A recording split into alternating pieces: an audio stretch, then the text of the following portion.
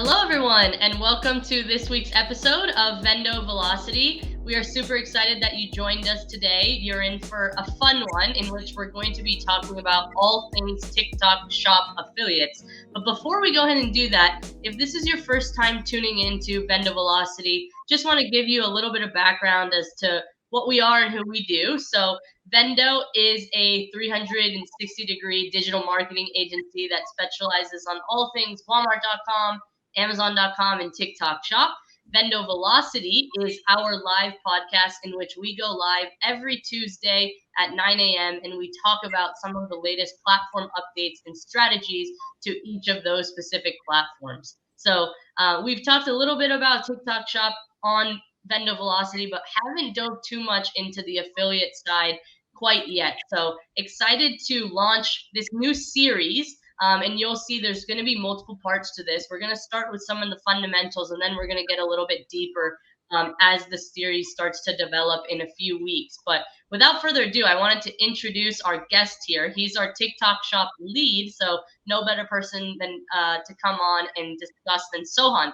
But Sohan, if you could give a little bit of background, I know you have different experience here at Vendo, have seen a lot of different teams in your tenure here, but would love to hear a little bit from you. Yeah, thank you. Generous introduction from my new boss. Yeah, as Delaney said, I've been a little bit of a department hopper in Vendo. Started on the digital media buying team doing search and social ads, went over to operations, and then eventually, helped build up UGC and influencer marketing under our SVP of marketing, Nicholas Martinez. Not sure if you've seen him on other podcasts. But hopping around has given me good experience to understand the algorithms for various platforms and then delve into both the creative and strategic side. So I'm really helping Delaney out when it comes to creators and affiliate strategy when it comes to TikTok Shop. Absolutely. Well, without further ado, I want to dive into the topic here. And like Sohan said, his background in UGC, influencer and affiliate, of course, is a very strong asset. And it gives us a bit of a leg up when it comes to being able to scale brands on TikTok Shop. And that's because the affiliate piece of TikTok Shop is really their bread and butter. They own the algorithm. If you've seen a lot of the legislation more recently, you can tell that obviously they don't want to lose that algorithm within the coming months. But there is the whole debate of privacy concerns and who's going to own TikTok down the line. So we could talk about that on a later episode, just as far as how we're dealing with that. But the core is that affiliate marketing and affiliate marketers really know how to master TikTok Shop. So before we dive into TikTok Shop, Sohan, I want to take a step back. If you could just explain what is affiliate marketing and how does it generally work? Yeah. So wanted to address one thing first, with the legislation and policy, Vendo is not really worried, when it comes to TikTok Shop. We believe it is here to stay. We're seeing transaction volumes on TikTok Shop actually exceed Walmart.com. And that's because when you're taking, true and tested tools like affiliate marketing and then combining promotions and marketing with that, you're able to address a total addressable market, Gen Z audience in a way that you've never been able to do, on other platforms. So that's a little bit of context as to why we decided to talk about affiliate marketing strategy. And for those of you who don't know what an affiliate is someone who essentially just acts on behalf of your brand to go and sell your product for a percentage of the sales. So what that means is, let's call me affiliate Bob, right? And we're a kitchen knife brand, from IKEA. And so I go and sell IKEA's kitchen knives, on my blog posts. I can run Facebook ads. I can sell it on TikTok as a TikTok Shop affiliate and then earn a commission or a percentage on each sales. And why this is really powerful is affiliates essentially don't get paid out until you start making money, right? So even if you're not generating sales, you're still getting that incremental value of reach, exposure, visibility for your brand. When it comes to Amazon, TikTok Shop, and other marketplaces, you're going to see a lot of algorithmic boosts, that happen in the marketplace from that. Yeah, no, that's a great point. And just taking a step back and explaining a bit about TikTok Shop specifically. As many of you guys know, TikTok Shop launched in the US last year at a larger scale. And that's really a way for TikTok to monetize the TikTok side of things. So creators, as Sohan said, are able to post these shoppable videos or go live, and they're able to pin specific brands' products to or videos to their detail pages to generate sales. And then, as Sohan said, those affiliates make a percentage back depending on how many sales they drive. So, Sohan, let's shift gears here a little bit to TikTok Shop specifically. If you could just dive into how TikTok Shop affiliate marketing works and what makes it different than, let's say, traditional affiliate marketing. Yeah. So there's two factors I really want to unpack here that Delaney mentioned. One is live shopping, and one is what differentiates TikTok Shop as a channel for affiliate marketing. So we'll start with live shopping first. Live shopping isn't new.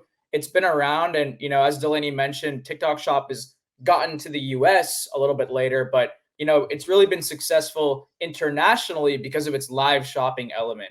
So when we're working with brands and they're able to leverage live and shoppable videos together, they're essentially able to create an online retail presence, sort of like store hours, right? Your store is live, your store is open during these live hours, and then you'll have other opportunities to purchase with shoppable videos or just scrolling through TikTok.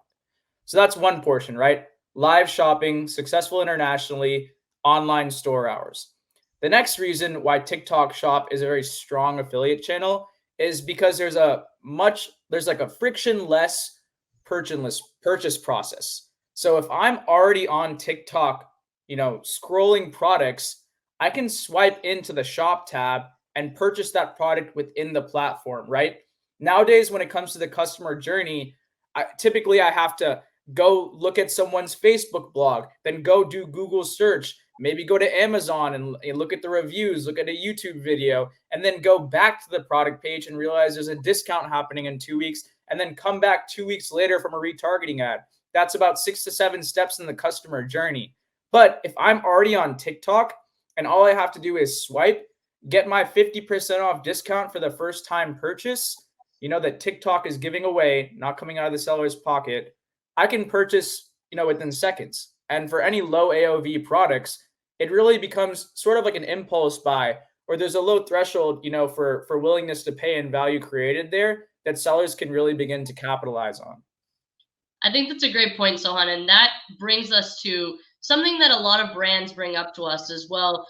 Maybe we also, at the same time, yes, it's an easy purchase journey, but we don't want to cannibalize sales on these other platforms that we've invested heavily in. And we've honestly seen that it's the exact opposite.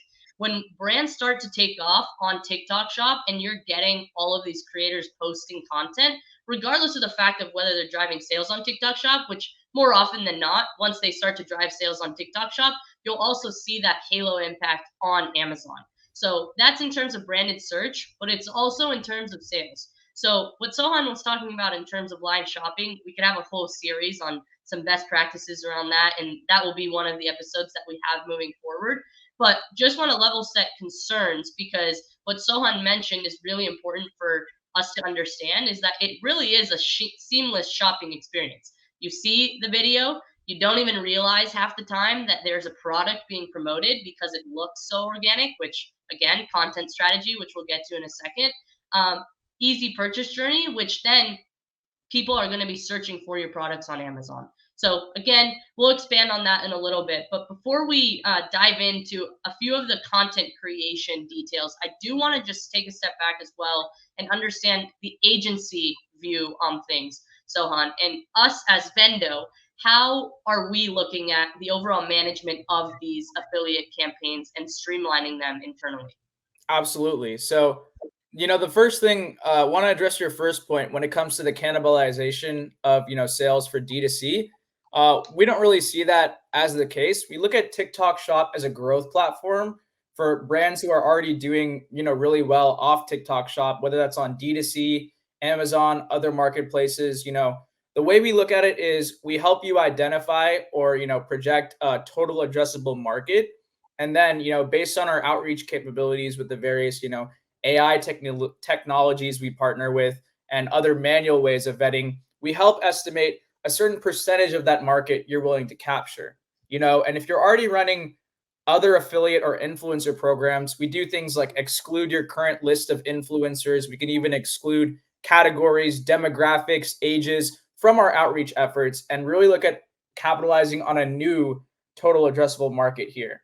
So, just to summarize, you may have your current existing customer base that's repeat purchase, super loyal, but how are you acquiring Gen Z audiences, younger audiences, and acquiring new customers?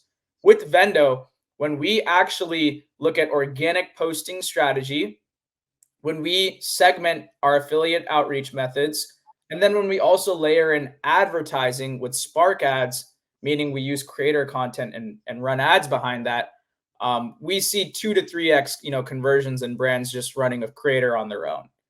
And once we get the gears in motion with the organic posting strategy, we're seeing incredibly low CACs, compared to other marketplaces, because people are at the top of the customer journey. You don't need to get a bunch of marketing spend to push them down the funnel. They can seamlessly move from step 1 all the way to step 3. So that's the way we look at it at Vendo. No, I think that's a great point on the CAC piece. And again, a whole other topic on the financial piece that we will also dive into. But exactly what Sohan said, just in terms of the organic reach that we're seeing, yes, maybe at first purchase, you are paying to acquire that customer. But as you start to get more and more videos posted and content that has higher engagement rates, then you're going to have people that are asking to be part of your open plans. You're going to see an increase in overall sample requests. It all kind of spirals from there, in which once you get out of that cold start phase, then you'll see that the results start coming in. And for the most part, that will be through organic. And also, Vendo as a TSP can have the ability to work with specific account managers on the TikTok shop side to potentially boost some of these top performing videos. So you think of the Walmart.coms of the world where you're able to pin certain products to search results. It's very similar in which specific content can be pinned or boosted in search results on TikTok shop as well. But I also want to talk a little bit about the product selection, because that's a really important piece of really understanding which products are you going to be promoting. So, Han, I think a lot of people would probably just say, okay, these are our hero products on Amazon or D2C. Let's run with that. How do you gauge the testing phase of understanding where to start with your product selection, and then also how long to test something out maybe before you understand how well it's working? Yeah, no, that's a good point. I typically break it out into 3 buckets, right? So one, I need to look at, the product feel, right? Is it a premium price product, more of an economic product, and like, is it trendy enough to work on TikTok? Is it easy to create content out of? These are the first factors you need to think about when you're selecting a product. As an affiliate and someone who creates content, let's say you're working with a, one-time use product versus a kit. If I'm sending an affiliate a kit, I don't need to be as explicit in my creative brief to them, because they have so many tools and arsenals in that unboxing experience about, how to use the kit, what each part of the kit does and its function. They could have one video where they're opening and unboxing the kit, the second video where they're highlighting each product, and a third video where they're actually applying and using the kit in a lifestyle, versus, a one-time product. They may be a little bit confused on how to use it. So the ability to make content from a product and does it match with current trends is a big one. Another one is price point. Now, a lot of people are forgetting that like affiliates work off of a commission. So when you have a higher price point product, the affiliate is also getting paid more. So when I'm an affiliate, I always look at it like this. If I work with your brand, it comes at the opportunity cost of another brand. So what's a big factor for me as an affiliate to choose your brand? Commission. And commission is a percentage, not a flat fee. So higher price point products will have a higher commission. So we tend to see affiliates, work with higher products, higher AOV products like kits, as opposed to one-off products, because they're able to make more on that purchase. And No, then, that's a great yeah, point. And John, I want to go back to one thing that you said, and this is taking it back a few minutes here, but just on the topic of brands that are ready are working with affiliates, right? You talk about sourcing new affiliates, and we'll talk about the data in a second. But I want to go back to how successful can you be on TikTok Shop if you don't already have uh, a CRM with a bunch of affiliates, or you just aren't a brand that has a lot of organic content. Like, how important are those two pieces that you've been talking about to the algorithm, to success overall on TikTok Shop? Yeah, no, that's a good point. And I know for a lot of brands out there, building a CRM of high performing affiliates, segmenting that out, sending out those newsletters, I know that can seem like a daunting task, but we do want to take it, one step at a time. And it is worth it to build in the long run because these affiliates will make you money without you even lifting a finger. First step, when you're talking about how successful can you be without that organic posting lever or that CRM, it is going to be more of a slow burn. We do see brands that have dedicated affiliate managers and affiliate programs off platform, do better, not because they're bringing in their affiliates to promote on another channel, but because they understand the processes on how to ask affiliates for spark codes, usage rights, get them to promote based on seasonal events, tentpole events, etc. With the organic posting strategy, this is something we stress to a ton of brands when they come on, and a lot of them fail to see the value because it's not making sales immediately, right? But one thing that we want to stress is the organic posting strategy is a key part of the affiliate's decision-making process to sell your brand. It's almost like your website. When I go and look, if I'm an affiliate and I go and look at a brand's organic posting strategy, or sorry, a brand's page and look at their content, I can see if it's sellable. This brand doesn't necessarily need to be selling the most on shop because I don't want to compete with all the other affiliates who are selling the product right now. But if they have unique content, if they're doing proper education and brand marketing and showing that the product is sellable, the product has an edge, the product is trendy, a ton of posts are going to help me make that decision to work with that brand. So bottom line is people who have a strong organic posting strategy can sort of make up for the fact that they don't have a CRM and build towards success on TikTok Shop faster because affiliates want to work with them. Yeah, these are all great points, and I want to stick on one of these things specifically is on the content piece. When you're going to recommend a particular seller, how can I create engaging content specifically for TikTok Shop? How would you go about doing that? And then on the flip side of that, when on the agency side working directly with an influencer and you want the influencer to be creating this highly engaging content, how does that differ? And what are the similarities between brand side, influencer? I know it's a loaded question there. Yeah, of course. I'm going to start with just the seller first.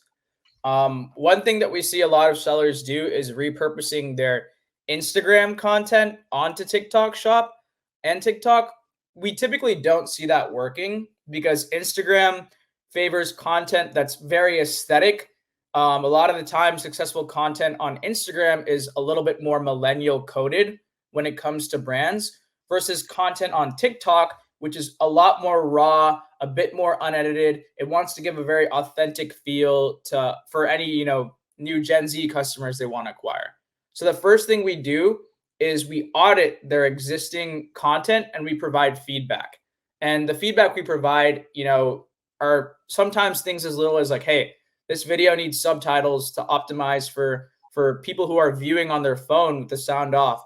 And another time it could be like, try these trending content styles that work for your category on TikTok to create more authentic videos. Now, when it comes to talking to the creator, this is a little bit more tricky because it involves creating a pseudo creative brief. And the reason I say pseudo is because with affiliate marketing, there's not that formality that you have with an influencer marketing pay-per-post campaign, right? Or a paid collaboration where you have a creative brief, you have guidelines they have to adhere to, and they're not going to get paid out unless they do. With affiliate marketing, you don't have that level of regulation and compliance where you can send a creator all your legal guidelines, do's and don'ts, product talking points, and then reject their content. So what we do is we typically just send a couple examples of best performing videos, as well as maybe just a few sentences, to guide them in the right direction for a script idea. And then, making sure that they add things like subtitles so those don't get missed, and really letting the content examples guide them on how to post. Yeah, that's awesome. Want to talk a little bit about the campaign management specifically. I think that a lot of new sellers on TikTok Shop are probably going into it. Maybe they don't have an affiliate background and they're like, well, crap, how much do I have to be reaching out to these different affiliates? How can I really scale this business? This takes a lot of work. How am I building a dedicated team around this? All really good questions. But how do we go about, Sohan, uh, managing these campaigns to maximize effectiveness? Yeah, no, that's a good point. Definitely, more on the agency side.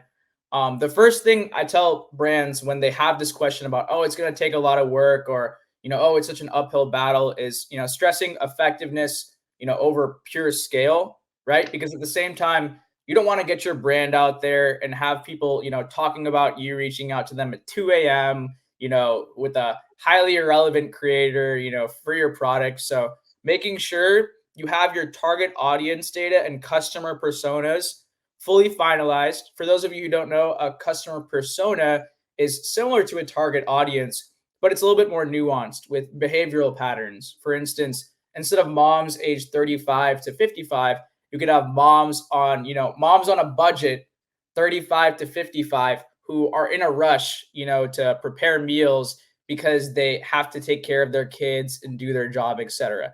So having those extra bits of fleshed out customer personas helps us reach creators that have themes and create content that really resonates, with those people, right? Since with TikTok Shop, the whole point of it is creating authentic, relatable content.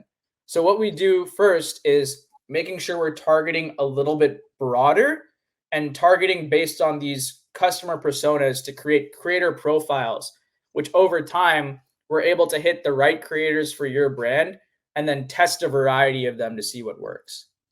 And talk a little bit about this, Sohan, because we haven't touched on the differences between open plans, targeted plans, and which one really works best. But if you could give our audience just a little bit of a glimpse into where to start, right? Yeah. When you're kicking off a campaign, how do you go about setting up these campaigns even to begin with? And then we'll talk about performance tracking right after that. Absolutely. So just to define what an open plan and a target plan is, open plans are inbound and target plans are outbound. So when you're setting up an open plan, making sure you have plenty of stock and your product is properly set up on TikTok Shop, your content is optimized, it's put in the right category, right? These are fundamental shop level items that need to be, put in place before you set up, opportunities for affiliates to come to you. When it comes to inbound or open plans, creators are going to make that decision based on what you're showing on your socials. So if they see your socials and they really love your content and your product, they're going to go on that product marketplace and add your product to the showcase. And if you do set up free samples in your open plan, which we highly recommend you do, of course, approval, from your end, but we highly recommend you do, you're going to get new creators that you weren't even thinking about to promote your product, who are already interested in, right? So you don't need to do that, building and sort of selling, to get that creator to come on board. We recommend accepting almost all your open plan applicants just because of that incremental reach and visibility from having that product in their showcase. For those of you who don't know, a showcase is kind of similar to an Amazon storefront, where you have all your products in your bio in this link, and it sort of acts as like an online shop where I can go and look through all the products you're selling, right? Of course, those products should be relevant to the content you create. With a targeted plan, different than an open plan, you're going outbound, meaning you're reaching out to these creators. And when we compose our target plans, we're looking at putting together potentially high performing influencers, right? So we can segment target plans during the earlier days based on variables we want to test. So we can have a target plan with the highest GMV, gross merchandise value, or sales from creators in the last 30 days that really fit the profile. We can create another target plan with lookalike creators or creators who have a similar profile to the top target plan, and then create another target plan of a lookalike, and keep looking at how each target plan performs relative to another to figure out what variables of these creators are working for our brand. How can we fine tune our creator profiles? What does success look like when it comes to each target plan? So let's talk about that a bit. What does success look like from a performance standpoint when you're gauging success of affiliate campaigns? What metrics are you looking at to understand which plans are maybe more successful than others? Yeah, that's a good point. So what we do is we break it out into, just like any other marketing campaign, right? Top of funnel and then bottom of funnel, right? Most of our brands care about sales. So we're looking at, GMV, how much we're spending in product costs, how much we're spending, in promotions, and then looking at the unit economics to figure out a marketing efficiency ratio on the products we're selling, right? And then on the top of funnel part, we're looking at engagements, we're looking at views, we're looking at reach, and we're essentially using, I don't know if you guys have heard of earned media value, but it's a concept that looks at top of funnel performance as an opportunity cost of dollars you were to spend on advertising. So how much does it cost for me to generate an engagement with TikTok ads versus how much does it cost for an affiliate to generate likes, on their own?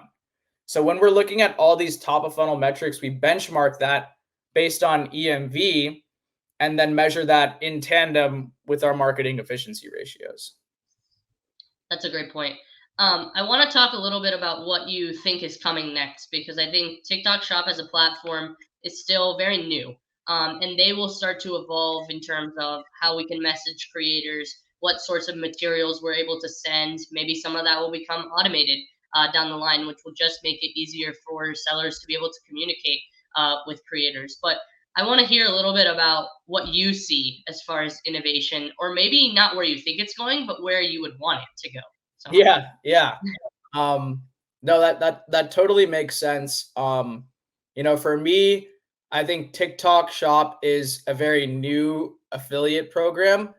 Where I'd want it to go is, build towards a more sophisticated program where we could start sending out, bi-weekly newsletters, updates, really get towards a place where it's very easy for us to organize our TikTok affiliates into a CRM and start really, getting on calls with affiliates, doing events, right, as sellers with these affiliates, and really fostering a strong relationship with them, so they can start to join our team and feel like they're a part of it. Right now, promo codes were released very recently on TikTok Shop. These should have been released a while back.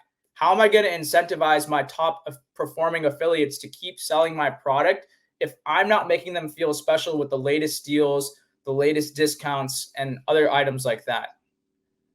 You heard it here, TikTok Shop. Hopefully you can get on to some of these updates. No, but as a platform, as Sohan said, we are starting to see that the sales potential is greater in some cases than even a Walmart.com. So just to think about how new it is and where it can go with just the level up they have in terms of the algorithm and the affiliate landscape, I think we're just getting started here, and TikTok Shop is just getting started. So we're super excited to see where that goes next. But as I said, this is going to be a larger series here. You could tell we touched on some topics that we wish we could have gone more into, but we're already at the 30-minute mark. So if you have any specific topics for TikTok Shop that you'd like us to dive deeper into, feel free to leave those in the comments. We'll make sure to review those and have that as part of our series here that Sohan will graciously join me for in the future. But Sohan, really, really appreciate all of the insights and knowledge that you dropped on us today, and can't wait for the other parts of this series and for you to expand on some of these learnings. Awesome. Thank you so much for having me as well. It was a pleasure being on. Thanks, everyone. Have a great day. Bye.